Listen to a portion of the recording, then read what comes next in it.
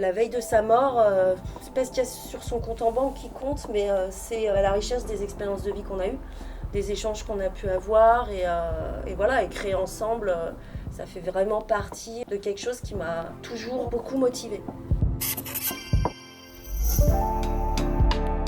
Je m'appelle Cécile Charrois et je suis céramiste depuis maintenant quasiment une quinzaine d'années.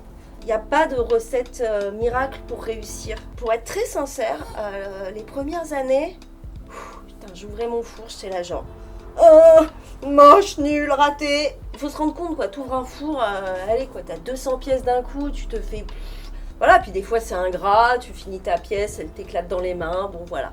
J'ai travaillé avec des gens que j'admire beaucoup, pour moi c'est ce qui crée la vraie richesse de la vie. Ça m'a apporté beaucoup de confiance en moi en fait, parce que bon bah comme beaucoup d'acteurs du monde de l'art, il y a souvent un syndrome de l'imposteur qui nous guette. Il m'a quand même fallu quasiment 10 ans pour oser me lancer à mon compte dans cette matière. Ces collaborations, elles permettent de faire exister des œuvres que j'aime beaucoup. Au-delà de la pièce, c'est un échange humain, une rencontre. Je pense que je pourrais pas ne pas évoquer donc Patrick Batouer, qui est un des premiers à avoir toqué à ma porte.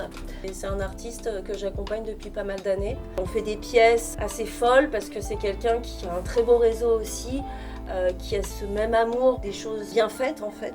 C'est vraiment une rencontre qui a préfiguré un mode de fonctionnement qui s'est quasiment répandu quotidiennement dans ma vie de céramiste. Enfin céramiste, artiste, je sais pas trop. J'ai eu la chance de travailler avec Fouapa et aussi par exemple Romain Render qui sont des personnes qui viennent du street art, je dirais. J'ai également travaillé avec certains artistes contemporains, notamment Xavier Veillant, et ça donne des pièces hyper intéressantes. Plus ça va sortir de mes habitudes, plus je vais avoir envie justement, parce que l'idée c'est toujours plus.